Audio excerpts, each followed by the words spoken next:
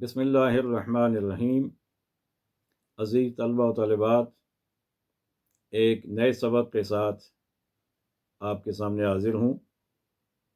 इस सबक में हमने दो तीन चीज़ें सीखनी हैं मुख्तसर। कुरान मजीद में सिर्फ़ एक मकाम पर तस्हील आई है। 24वां पारा है, उसके बिल्कुल आखिर में आखिरी सफ़े पे तस्हील है। तस्हील का मतलब होता है आसान करना।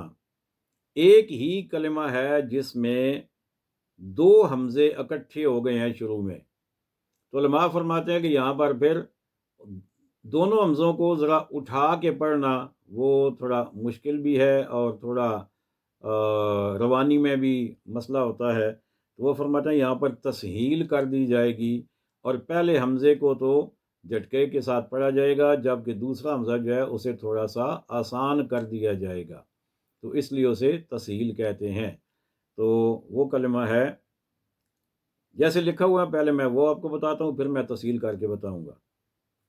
अअजमियुन, अअजमियुन, ये तो ऐसे है जैसे लिखा हुआ है, लेकिन पढ़ना कैसे है? इसको यूँ पढ़ेंगे अअजमियुन, अअजमियुन, तो दूसरा हमज़े को थोड़ा सा आसान कर देंगे। अच्छा, कुरान मजीद में एक कलिमा ऐसा है जिसमें इमाला किया जाता है। तो इमाला जो होता है उसका मतलब होता है कि ज़बर को ज़ेर की तरफ और अलिफ को या की तरफ माइल कर दिया जाए। यानी है ज़बर, लेकिन उसको ज़बर नहीं ज़ेर की तरफ थोड़ा सा लाकर उसे अदा किया जाए, या है तो अलिफ लेकिन उसको या की तरफ थोड़ा सा लाकर तो अदा किया जाए, तो ये इमाला कहलाता है। और इसकी भी सिर्फ एक ही मिसाल है कुरान मजीद में, और वो है लिखा हुआ जैसे है, पहले मैं वो आपको बताऊंगा। लिखा है मजरीहा, लेकिन उसको री पढ़ेंगे नहीं, पढ़ेंगे रे, जैसे मेरे, तेरे, रे। ये जो आता है ना मेरे और तेरे के आखिर में जो साउंड है रे, इस साउंड में उसको पढ़ेंगे। इसे पढ़ेंगे मजरेहा। और इसके बाद सूरह हुजुरात में एक मुरक्कब है, कुछ कलिमात हैं, तो उसमें यह है कि एक लफ्ज़ है बिसा, उसके बाद अलिफ है, फिर लाम है, फिर अलिफ है, फिर सीन है।